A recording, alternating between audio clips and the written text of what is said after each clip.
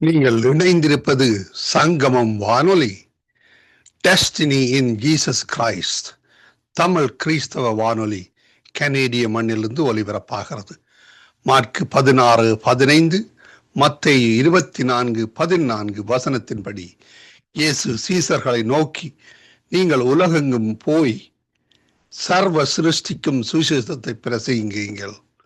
ராஜ்யத்தினுடைய இந்த சுவிசேஷம் பூலோகமெங்குமுள்ள சகல ஜாதிகளுக்கும் சாட்சியாக பிரசங்கப்படும்.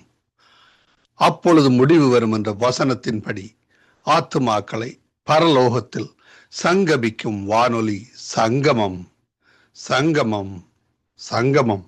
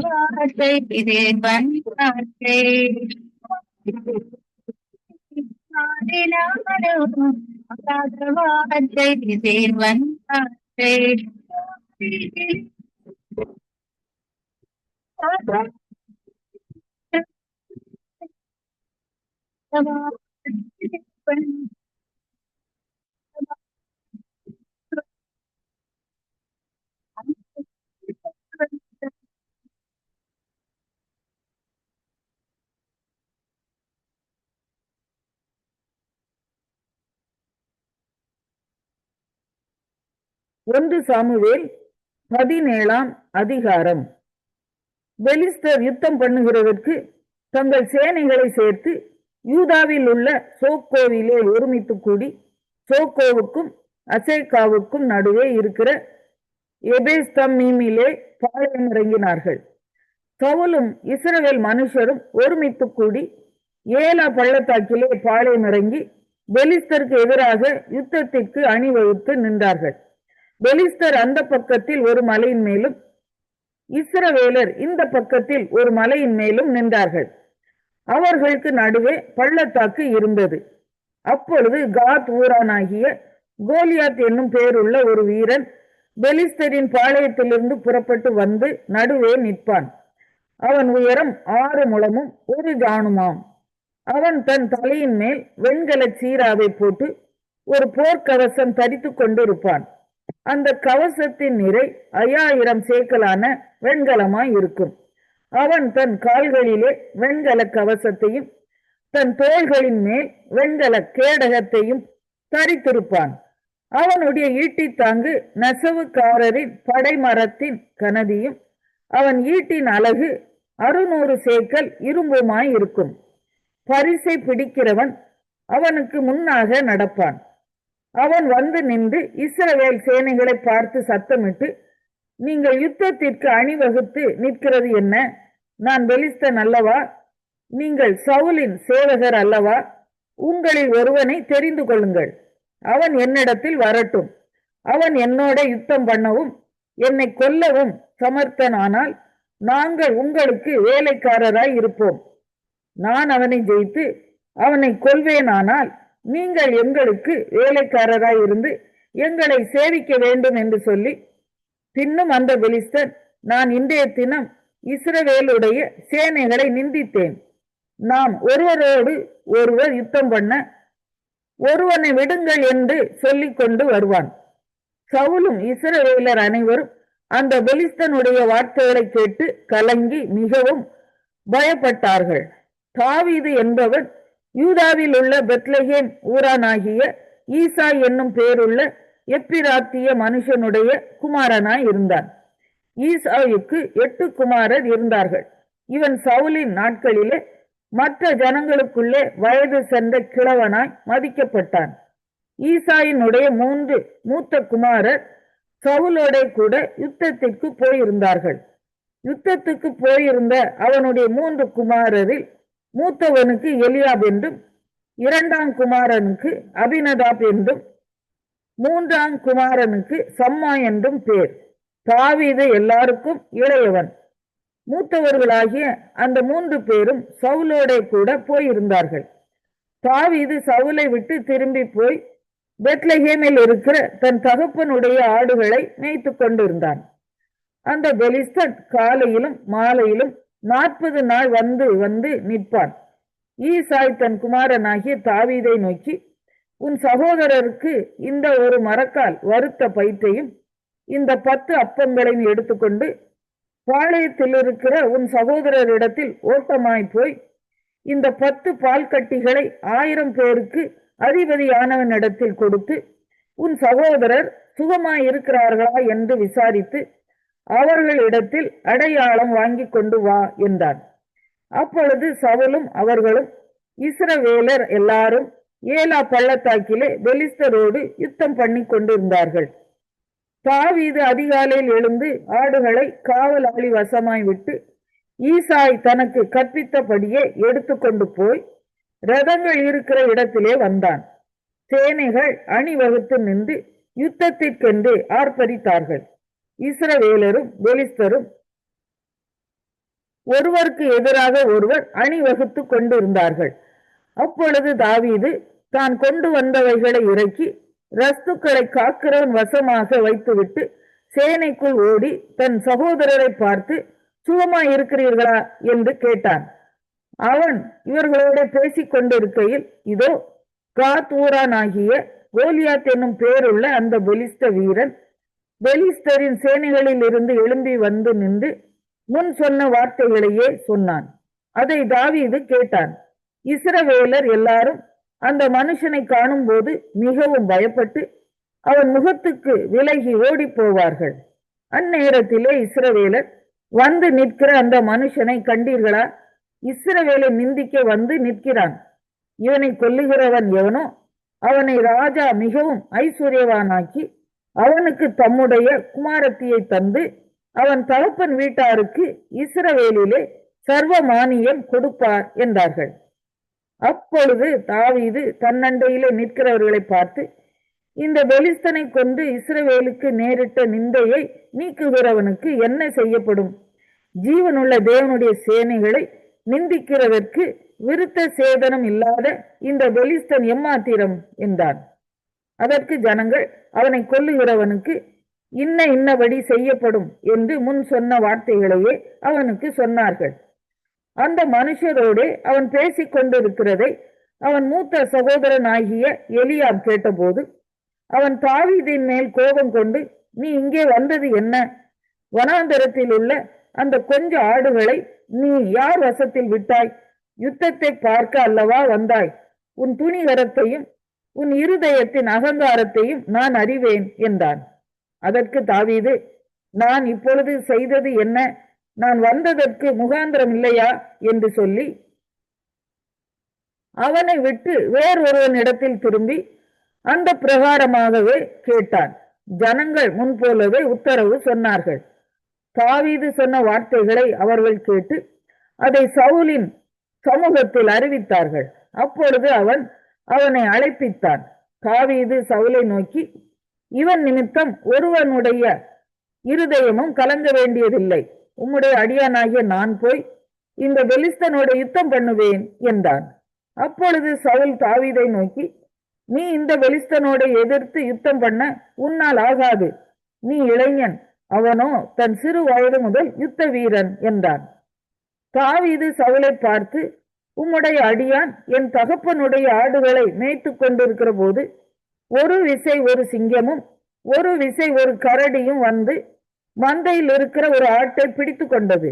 நான் அதை தொடர்ந்து போய் அதை அடித்து அதை அதன் வாய்க்கு தப்புவித்தேன். அது என்மேல் பாய்ந்த போது நான் அதன் தாடியை பிடித்து அதை அடித்து கொண்டு போட்டேன். அந்த சிங்கத்தையும் அந்த கரடியையும் உம்முடைய அடியானாகிய நான் கொண்டேன். விருத்த சேதனம் இல்லாத இந்த பெலிஸ்தனும் அவைகளில் ஒன்றை போல இருப்பான். அவன் ஜீவனுள்ள தேவனுடைய சேனைகளை நிந்தித்தானே என்றான். பின்னும் தாவீது, என்னை சிங்கத்தின் கைக்கும் கரடியின் கைக்கும் தப்புவித்த கர்த்தர் இந்த பெலிஸ்தனுடைய கைக்கும் தப்புவிப்பார் என்றான். அப்பொழுது சவுல் தாவீதை பார்த்து, போ, கர்த்தர் உன்னுடனே கூட இருப்பாராக என்றான். சவுல் தாவீதுக்கு தன் வஸ்திரங்களை உடுத்துவித்து வெண்கலமான ஒரு சீராவை அவன் தலையின் மேல் போட்டு ஒரு கவசத்தையும் அவனுக்கு தரிப்பித்தான். அவனுடைய பட்டயத்தை தாவீது தன் வஸ்திரங்கள் மேல் கட்டிக்கொண்டு அதிலே அவனுக்கு பழக்கம் இல்லாததினால் நடந்து பார்த்தான். அப்பொழுது தாவீது சவுலை நோக்கி, நான் இவைகளை போட்டுக்கொண்டு போகக்கூடாது, இந்த அப்பியாசம் எனக்கு இல்லை என்று சொல்லி அவைகளை களைந்து போட்டு தன் தடியை கையில பிடித்து கொண்டு ஆற்றில் இருக்கிற 5 கூழாங்கல்லுகளை தெரிந்தெடுத்து அவைகளை மேய்ப்பருக்குரிய தன்னுடைய அடைப்பை பையிலே போட்டு தன் கவனை தன் கையில பிடித்து கொண்டு அந்த பெலிஸ்தன் அண்டையிலே போனான். பெலிஸ்தனும் நடந்து தாவீது அண்டைக்கு கிட்டி வந்தான். பரிசையை பிடிக்கிறவன் அவனுக்கு முன்னாக நடந்தான். பெலிஸ்தன் சுற்றி பார்த்து தாவீதை கண்டு அவன் இளைஞனும் சௌந்தரிய ரூபமான சிவந்த மேனியுள்ளவனுமாய் இருந்தபடியினால் அவனை அசட்டை பண்ணினான். பெலிஸ்தன் தாவீதை பார்த்து, நீ தடிகளோடு என்னிடத்தில் வர நான் நாயா என்று சொல்லி அவன் தன் தேவர்களை கொண்டு தாவீதை சபித்தான். பின்னும் அந்த பெலிஸ்தன் தாவீதை பார்த்து, என்னிடத்தில் வா, நான் உன் மாம்சத்தை ஆகாயத்து பறவைகளுக்கும் காட்டு மிருகங்களுக்கும் கொடுப்பேன் என்றான். அதற்கு தாவீது பெலிஸ்தனை நோக்கி, நீ பட்டயத்தோடும் ஈட்டியோடும் கேடகத்தோடும் என்னிடத்தில் வருகிறாய். நானோ நீ நிந்தித்த இஸ்ரவேலுடைய இராணுவங்களின் தேவனாகிய சேனைகளுடைய கர்த்தரின் நாமத்திலே உன்னிடத்தில் வருகிறேன். இன்றைய தினம் கர்த்தர் உன்னை என் கையில் ஒப்பு கொடுப்பார். நான் உன்னை கொன்று உன் தலையை உன்னை விட்டு வாங்கி பெலிஸ்தருடைய பாளையத்தின் பிணங்களை இன்றைய தினம் ஆகாயத்து பறவைகளுக்கும் பூமியின் காட்டு மிருகங்களுக்கும் கொடுப்பேன். அதனால் இஸ்ரவேலில் தேவன் ஒருவர் உண்டு என்று பூலோகத்தார் எல்லாரும் அறிந்து கொள்ளுவார்கள். கர்த்தர் பட்டயத்தினாலும் ஈட்டியினாலும் ரட்சிக்கிறவர் அல்ல என்று இந்த ஜனக்கூட்டம் எல்லாம் அறிந்து கொள்ளும். யுத்தம் கர்த்தருடையது, அவர் உங்களை எங்கள் கையில் ஒப்பு கொடுப்பார் என்றான்.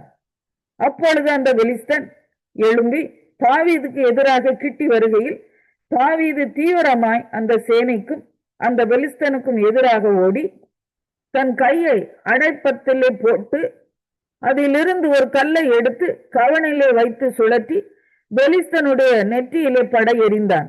அந்த கல் அவன் நெற்றியில் பதிந்து போனதினால் அவன் தரையிலே முகம் குப்புற விழுந்தான். இவ்விதமாக தாவீது ஒரு கவனினாலும் ஒரு கல்லினாலும் பெலிஸ்தனை மேற்கொண்டு அவனை மடங்கடித்து அவனை கொண்டு போட்டான். தாவீதின் கையில் பட்டயம் இல்லாதிருந்தது. ஆகையால் தாவீது பெலிஸ்தன் அண்டையில் ஓடி அவன் மேல் நின்று அவன் பட்டயத்தை எடுத்து அதை அதன் உரையிலிருந்து உருவி அவனை கொண்டு அதனாலே அவன் தலையை வெட்டி போட்டான். அப்பொழுது தங்கள் வீரன் செத்து போனான் என்று பெலிஸ்தர் கண்டு ஓடி போனார்கள்.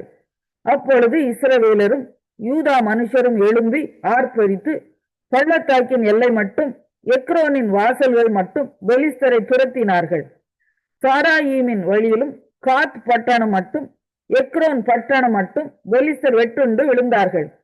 இஸ்ரவேல் புத்திரர் பெலிஸ்தரை மூர்க்கமாய் துரத்தின பிற்பாடு திரும்பி வந்து அவர்களுடைய பாளையங்களை கொள்ளையிட்டார்கள். தாவீது பெலிஸ்தனுடைய தலையை எடுத்து அதை எருசலேமுக்கு கொண்டு வந்தான். அவன் ஆயுதங்களையோ தன் கூடாரத்திலே வைத்தான். தாவீது பெலிஸ்தனுக்கு எதிராக புறப்பட்டு போகிறதை சவுல் கண்டபோது அவன் சேனாபதியாகிய அப்னேரை பார்த்து, அப்னேரே, இந்த வாலிபன் யாருடைய மகன் என்று கேட்டான். அதற்கு அப்னேர், ராஜாவே, எனக்கு தெரியாது என்று உம்முடைய ஜீவனை கொண்டு சொல்லுகிறேன் என்றான். அப்பொழுது ராஜா, அந்த பிள்ளை ஆண்டான் யாருடைய மகன் என்று விசாரி என்றான். தாவீது பெலிஸ்தனை கொண்டு திரும்புகையில் அப்னேர் அவனை சவுலுக்கு முன்பாக அழைத்து கொண்டு போய்விட்டான். பெலிஸ்தனுடைய தலை அவன் கையில் இருந்தது. அப்பொழுது சவுல், வாலிபனே, நீ யாருடைய மகன் என்று அவனை கேட்டதற்கு தாவீது, நான் பெத்லகேம் ஊரானாயிருக்கிற உம்முடைய அடியானாகிய. ஏசாயா 61 அதிகாரம். கர்த்தராகிய தேவனுடைய ஆவியானவர் என் மேல் இருக்கிறார். சிறுமைப்பட்டவர்களுக்கு சுவிசேஷத்தை அறிவிக்க கர்த்தர் என்னை அபிஷேகம் பண்ணினார். இருதயம் நொறுங்குண்டவர்களுக்கு காயம் கட்டுதலையும், சிறைப்பட்டவர்களுக்கு விடுதலையையும், கட்டுண்டவர்களுக்கு கவிழ்த்தலையும் கூறவும், கர்த்தருடைய அனுக்கிரக வருஷத்தையும் நம்முடைய தேவன் நீதியை சரிக்கட்டும் நாளையும் கூறவும், துயரப்பட்ட அனைவருக்கும் ஆறுதல் செய்யவும், சீயோனிலே துயரப்பட்டவர்களை சீர்படுத்தவும், அவர்களுக்கு சாம்பலுக்கு பதிலாக சிங்காரத்தையும், துயரத்துக்கு பதிலாக ஆனந்த தைலத்தையும், ஒடுங்கின ஆவிக்கு பதிலாக துதியின் உடையையும் கொடுக்கவும் அவர் என்னை அனுப்பினார். அவர்கள் கர்த்தர் தம்முடைய மகிமைக்கென்று நாட்டின நீதியின் விருட்சங்கள் எனப்படுவார்கள். அவர்கள் நெடுங்காலம் பாழாய் கிடந்தவைகளை கட்டி, பூர்வத்தில் நிர்மூலமானவைகளை எடுப்பித்து, தலைமுறை தலைமுறையாய் இடிந்து கிடந்த பாழான பட்டணங்களை புதிதாய் கட்டுவார்கள். மறு ஜாதியார் நின்று கொண்டு உங்கள் மந்தைகளை மேய்த்து, அந்நிய புத்திரர் உங்கள் பண்ணையாட்களும் உங்கள் திராட்சை தோட்டக்காரருமாய் இருப்பார்கள். நீங்களோ கர்த்தரின் ஆசாரியர் என்று சொல்லப்படுவீர்கள். உங்களை நமது தேவனுடைய பணிவிடைக்காரர் என்பார்கள். நீங்கள் ஜாதிகளின் செல்வத்தை அனுபவித்து அவர்கள் மகிமையை கொண்டு மேன்மை பாராட்டுவீர்கள். உங்கள் வெட்கத்துக்கு பதிலாக இரண்டத்தனையாய் பலன் வரும். லட்சைக்கு பதிலாக தங்கள் பாகத்தில் சந்தோஷப்படுவார்கள். அதன் நிமித்தம் தங்கள் தேசத்தில் இரட்டிப்பான சுதந்திரம் அடைவார்கள். நித்திய மகிழ்ச்சி அவர்களுக்கு உண்டாகும். கர்த்தராகிய நான் நியாயத்தை விரும்பி கொள்ளை பொருளினால் இடப்பட்ட தகன பலியை வெறுக்கிறேன். நான் அவர்கள் கிரியையை உண்மையாக்கி அவர்களோட நித்திய உடன்படிக்கை பண்ணுவேன். அவர்கள் சந்ததியானது ஜாதிகளின் நடுவிலும் அவர்கள் சந்தானமானது ஜனங்களின் நடுவிலும் அறியப்பட்டிருக்கும். அவர்களை பார்க்கிற யாவரும் அவர்கள் கர்த்தரால் ஆசீர்வாதம் பெற்ற சந்ததி என்று அறிந்து கொள்வார்கள். கர்த்தருக்குள் பூரிப்பாய் மகிழ்கிறேன். என் தேவனுக்குள் என் ஆத்துமா களி கூர்ந்திருக்கிறது. மணவாளன் ஆபரணங்களினால் தன்னை அலங்கரித்துக் கொள்கிறதற்கும் மணவாட்டி நகைகளினால் தன்னை சிங்காரித்துக் கொள்கிறதற்கும் ஒப்பாக அவர் ரட்சிப்பின் வஸ்திரங்களை எனக்கு உடுத்தி நீதியின் சால்வையை எனக்கு தரித்தார். பூமி தன் பூண்டுகளை விளைவிப்பது போலவும் தோட்டம் தன்னில் விதைக்கப்பட்டவைகளை முளைவிப்பது போலவும் கர்த்தராகிய ஆண்டவர் எல்லா ஜாதிகளுக்கும் முன்பாக நீதியையும். மத்தேயு 6 அதிகாரம். மனுஷர் காண வேண்டும் என்று அவர்களுக்கு முன்பாக உங்கள் தர்மத்தை செய்யாதபடிக்கு எச்சரிக்கையாய் இருங்கள். செய்தால் பரலோகத்தில் இருக்கிற உங்கள் பிதாவின் இடத்தில் உங்களுக்கு பலன் இல்லை. ஆகையால் நீ தர்மம் செய்யும் போது மனுஷரால் புகழப்படுவதற்கு மாயக்காரர் ஆலயங்களிலும் வீதிகளிலும் செய்வது போல உனக்கு முன்பாக காரை ஊதுவியாதே. அவர்கள் தங்கள் பலனை அடைந்து தீர்ந்ததென்று மெய்யாகவே உங்களுக்கு சொல்லுகிறேன். நீயோ தர்மம் செய்யும் போது உன் தர்மம் அந்தரங்கமாய் இருப்பதற்கு உன் வலது கை செய்கிறதை உன் இடது கை அறியாதிருக்க கடவது. அப்பொழுது அந்தரங்கத்தில் பார்க்கிற உன் பிதா தாமே உனக்கு வெளியரங்கமாய் பலன் அளிப்பார். அன்றியும் நீ ஜெபம் பண்ணும் போது மாயக்காரரை போல் இருக்க வேண்டாம். மனுஷர் காணும்படியாக அவர்கள் ஜெப ஆலயங்களிலும் வீதிகளின் சந்திகளிலும் நின்று ஜெபம் பண்ண விரும்புகிறார்கள்.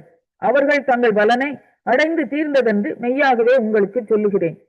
நீயோ ஜெபம் பண்ணும் போது உன் அறை வீட்டுக்குள் பிரவேசித்து உன் கதவை பூட்டி அந்தரங்கத்தில் இருக்கிற உன் பிதாவை நோக்கி ஜெபம் பண்ணு.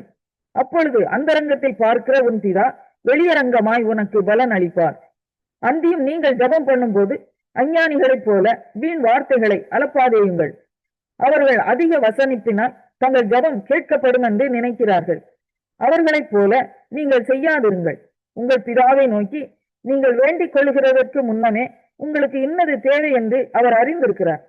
நீங்கள் ஜெபம் பண்ண வேண்டிய விதமாவது, பரமண்டலங்களில் இருக்கிற எங்கள் பிதாவே, உம்முடைய நாமம் பரிசுத்தப்படுவதாக, உம்முடைய ராஜ்யம் வருவதாக. உம்முடைய சித்தம் பரமண்டலத்திலே செய்யப்படுகிறது போல பூமியிலேயும் செய்யப்படுவதாக. எங்களுக்கு வேண்டிய ஆகாரத்தை இன்று எங்களுக்கு தாரும். எங்கள் கடனாளிகளுக்கு நாங்கள் மன்னிக்கிறது போல எங்கள் கடன்களை எங்களுக்கு மன்னியும். எங்களை சோதனைக்குட்பட பண்ணாமல் தீமை நின்று எங்களை ரட்சித்துக் கொள்ளும். ராஜ்யமும் வல்லமையும் மகிமையும் என்றென்றைக்கும் உம்முடையவைகளே, ஆமேன் என்பதே. மனுஷருடைய தப்பிதங்களை நீங்கள் அவர்களுக்கு மன்னித்தால் உங்கள் பரமபிதா உங்களுக்கும் மன்னிப்பார். மனுஷருடைய தப்பிதங்களை நீங்கள் அவர்களுக்கு மன்னியாதிருந்தால் உங்கள் பிதா உங்கள் தப்பிதங்களையும் மன்னியாதிருப்பார். நீங்கள் உபவாசிக்கும் போது மாயக்காரரை போல முகவாடலாய் இராதேயுங்கள். அவர்கள் உபவாசிக்கிறதை மனுஷர் காணும் பொருட்டாக தங்கள் முகங்களை வாட பண்ணுகிறார்கள். அவர்கள் தங்கள் பலனை அடைந்து தீர்ந்ததென்று மெய்யாகவே உங்களுக்கு சொல்லுகிறேன். நீயோ உபவாசிக்கும் போது அந்த உபவாசம் மனுஷர்களுக்கு காணப்படாமல் அந்தரங்கத்தில் இருக்கிற உன் பிதாவுக்கே காணப்படும்படியாக உன் தலைக்கு எண்ணெய் பூசி உன் முகத்தை கழுவு. அப்பொழுது அந்தரங்கத்தில் பார்க்கிற உன் பிதா உனக்கு வெளியரங்கமாய் பலன் அளிப்பார். பூமியிலே உங்களுக்கு பொக்கிஷங்களை சேர்த்து வைக்க வேண்டாம். இங்கே பூச்சியும் துருவும் அவைகளை கெடுக்கும். இங்கே திருடரும் கன்னமிட்டு திருடுவார்கள். பரலோகத்திலே உங்களுக்கு பொக்கிஷங்களை சேர்த்து வையுங்கள். அங்கே பூச்சியாவது துருவாவது கெடுக்கிறதும் இல்லை. அங்கே திருடர் கன்னமிட்டு திருடுகிறதும் இல்லை. உங்கள் பொக்கிஷம் எங்கே இருக்கிறதோ அங்கே உங்கள் இருதயமும் இருக்கும். கண்ணானது சரீரத்தின் விளக்காய் இருக்கிறது. உன் கண் தெளிவாய் இருந்தால் உன் சரீரம் முழுவதும் வெளிச்சமாய் இருக்கும். உன் கண் கெட்டதாய் இருந்தால் உன் சரீரம் முழுவதும் இருளாய் இருக்கும். இப்படி உன்னில் உள்ள வெளிச்சம் இருளாய் இருந்தால் அவ்விருள் எவ்வளவு அதிகமாய் இருக்கும். 2 எஜமான்களுக்கு ஊழியம் செய்ய ஒருவனாலும் கூடாது. ஒருவனை பகைத்து மற்றவனை சிநேகிப்பான், அல்லது ஒருவனை பற்றி கொண்டு மற்றவனை அசட்டை பண்ணுவான். தேவனுக்கும் உலக பொருளுக்கும் ஊழியம் செய்ய உங்களால் கூடாது. ஆகையால் எண்ணத்தை உண்போம், எண்ணத்தை குடிப்போம் என்று உங்கள் ஜீவனுக்காகவும், எண்ணத்தை உடுப்போம் என்று உங்கள் சரீரத்துக்காகவும் கவலைப்படாதிருங்கள் என்று உங்களுக்கு சொல்லுகிறேன். ஆகாரத்தை பார்க்கிலும் ஜீவனும் உடையை பார்க்கிலும் சரீரமும் விசேஷித்தவைகள் அல்லவா? ஆகாயத்து பட்சிகளை கவனித்து பாருங்கள். அவைகள் விதைக்கிறதும் இல்லை, அறுக்கிறதும் இல்லை, களஞ்சியங்களில் சேர்த்து வைக்கிறதும் இல்லை. அவைகளையும் உங்கள் பரமபிதா பிழைப்பூட்டுகிறார். அவைகளை பார்க்கிலும் நீங்கள் விசேஷித்தவர்கள் அல்லவா? கவலைப்படுகிறதுனாலே உங்களில் எவன் தன் சரீர அளவோடு ஒரு முழத்தை கூட்டுவான்? உடைக்காகவும் நீங்கள் கவலைப்படுகிறது என்ன? காட்டு புஷ்பங்கள் எப்படி வளர்கிறது என்று கவனித்து பாருங்கள். அவைகள் உழைக்கிறதும் இல்லை, நூற்கிறதும் இல்லை. என்றாலும் சாலமோன் முதலாய் தன் சர்வ மகிமையிலும் அவைகளில் ஒன்றை போல ஆகிலும் உடுத்தி இருந்ததில்லை என்று உங்களுக்கு சொல்லுகிறேன். அற்ப விசுவாசிகளே, இன்றைக்கு இருந்து நாளைக்கு அடுப்பிலே போடப்படும் காட்டு புல்லுக்கு தேவன் இவ்விதமாக உடுத்துவித்தால் உங்களுக்கு உடுத்துவிப்பது அதிக நிச்சயம் அல்லவா? ஆகையால் எண்ணத்தை உண்போம், எண்ணத்தை குடிப்போம், எண்ணத்தை உடுப்போம் என்று கவலைப்படாதிருங்கள். இவைகளையெல்லாம் அஞ்ஞானிகள் நாடி தேடுகிறார்கள். இவைகளெல்லாம் உங்களுக்கு வேண்டியவைகள் என்று உங்கள் பரமபிதா அறிந்திருக்கிறார். முதலாவது தேவனுடைய ராஜ்யத்தையும் அவருடைய நீதியையும் தேடுங்கள், அப்பொழுது இவைகளெல்லாம் உங்களுக்கு கூட கொடுக்கப்படும். ஆகையால் நாளைக்காக கவலைப்படாதிருங்கள். நாளைய தினம் தன்னுடையவைகளுக்காக கவலைப்படும். அந்தந்த நாளுக்கு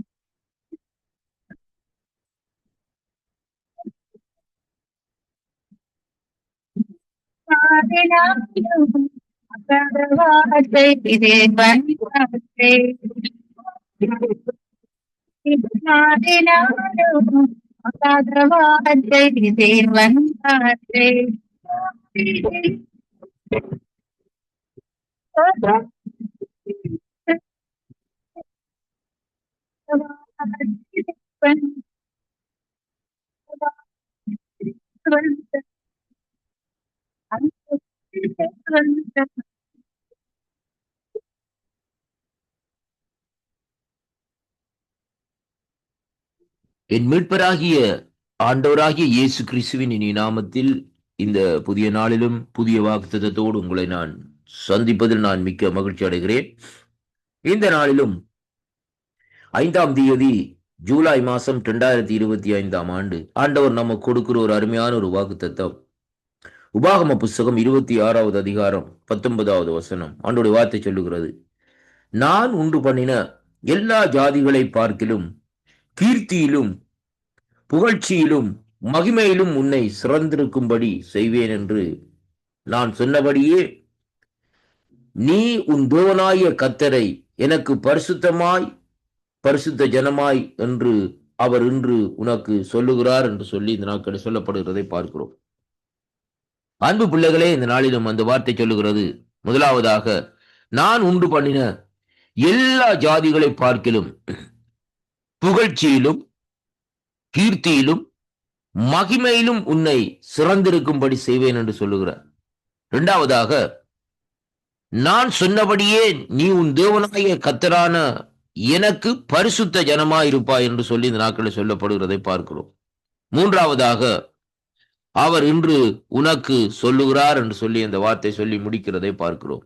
அன்பு பிள்ளைகளே, தேவனால் அழைக்கப்பட்ட தேவனுடைய ஆண்டவருடைய சொந்த ஜனங்களா இருக்கிற அன்பு சகோதர சகோதரிகளே, இன்றைய நாளிலும் ஆண்டவருடைய அழைப்பிலே இந்த நாட்களிலே வந்திருக்கிறவர்களே, ஆண்டவருடைய ரட்சிப்பை பெற்ற எனக்கு அருமையான அன்பு விசுவாச பிள்ளைகளே, ஊழியர்களே, இந்த நாளிலும் ஆண்டவர் சொல்லுகிறார், நான் உண்டு பண்ணின எல்லா ஜனங்களிலும் எல்லா ஜாதிகளிலும் பார்க்கிலும் இன்றைக்கு புகழ்ச்சியும் கீர்த்தியும் மகிமையுமா உன்னை சிறந்திருக்கும்படி செய்வேன் என்று சொன்னார். அருமையான அன்பு பிள்ளைகளே, தேவன் நம்மை அழைத்தது எதற்காக என்று பார்க்க வேண்டும். அவர் புகழ்ச்சியாயும் கீர்த்தியாயும் மகிமையுமாயும் சிறந்திருக்கும்படியாகத்தான் இன்றைக்கு அழைத்திருக்கிறார் என்பதைத்தான் கர்த்தருடைய வார்த்தை இந்த நாட்களில் நமக்கு சொல்லுகிறதை பார்க்கிறோம். தேவனுடைய கீர்த்தி என்ன, அவருடைய புகழ்ச்சி என்ன, அவருடைய மகிமை என்ன என்று பார்க்கிற வேளையிலே அதை நாங்கள் சற்று வேதத்திலே ஆராய்ந்து பார்ப்போமா இருந்தால், அவருடைய சாயலாக இந்த நாட்களிலே அங்கே அவர் நம்மை உருவாக்கி இருக்கிறார் என்பதைத்தான் பார்க்க வேண்டும். ஆண்டவர் பாருங்கள் எப்படி ஒரு பரிபூர்ணம் உள்ள தேவனா இருக்கிறார். ஆண்டவருடைய சரீரத்திலே எந்த விதமான குறையுமே இல்லை, அவருக்குள்ளே எந்த விதமான காரியங்களும் இல்லை. பாருங்கள் அருமையான கர்த்தருடைய பிள்ளைகளே, அவர் ஒரு பரிபூர்ணமானவர், முழுமையானவர் என்பதை குறித்து இந்த நாட்களை நாங்கள் காணக்கூடியதாக இருக்கிறது. அப்படியானால் இந்த வார்த்தையை நாங்கள் சற்று இந்த நாட்களை ஆராய்ந்து பார்க்கிற வேளையிலே தேவன் தனக்கு, அதாவது தன்னுடைய சாயலாக இந்த நாட்களிலே மனுஷனை உருவாக்குகிற வேளையிலே தன்னை போல் இந்த நாட்களிலே இருக்கும்படியாகத்தான் இந்த நாட்களிலே அவர் நம்மை உருவாக்கி இருக்கிறார் என்பதைத்தான் பார்க்க வேண்டும்.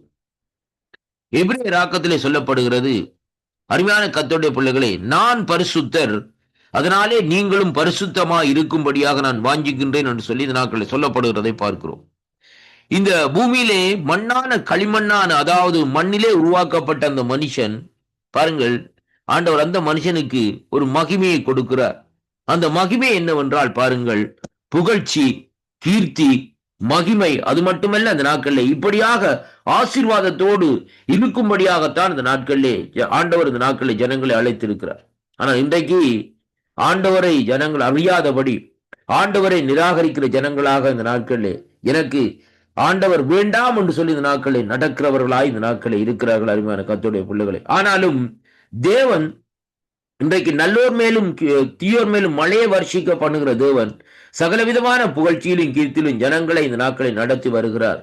ஆனால் இந்த நாட்களை பாருங்கள், எப்படித்தான் இந்த நாட்களிலே வாழ்ந்தாலும் ஒரு காரியம் ஒன்று இந்த நாட்களை நாங்கள் பார்க்க வேண்டும். இந்த வார்த்தை இந்த நாட்களை சொல்லி முடிக்கிறது எப்படி என்று சொன்னால் பாருங்கள், நான் சொன்னபடியே நீ உன் தேவனாய கர்த்தரான எனக்கு பரிசுத்த ஜனமாய் இருப்பாய் என்று சொல்லி இந்த நாட்களில் சொல்லப்படுகிறது. அப்படியானால் தேவனுக்கு பரிசுத்த ஜனமாய் இந்த நாட்களில் இருக்கிற வேளையிலேயே தேவனுடைய கீர்த்தியும் புகழ்ச்சியும் இந்த நாட்களிலே நம்மை இந்த நாட்களிலே சூழ்ந்து கொள்ளும். அருமையான கர்த்தருடைய பிள்ளைகளே, பாருங்கள், இந்த வார்த்தையிலே ஒரு தெளிவான ஒரு விளக்கத்தை இந்த நாட்களை காணக்கூடியதாக இருக்கிறது. இன்றைக்கு ஆண்டவரை அறியாதவர்கள் கீர்த்தியிலும் புகழ்ச்சியிலும் இந்த நாட்களிலே இருக்கிறார்கள். ஆனால் தேவனுடைய மகிமையை அவர்கள் காணவில்லை என்பதைத்தான் இன்றைக்கு பார்க்கக்கூடியதாக இருக்கிறது. அருமையான அன்பு பிள்ளைகளே, தேவனுடைய மகிமை இந்த நாட்களிலே நாங்கள் காண வேண்டுமா இருந்தால் அவருடைய ரட்சிப்பு நமக்குள்ளே வர வேண்டும். அப்படியாக அந்த ரட்சிப்பை காணுகிற வேளையிலே மகிமையை காண முடியும். கர்த்தர் உங்களை நிறைவாக ஆசீர்வதிப்பாராக. ஆமேன்.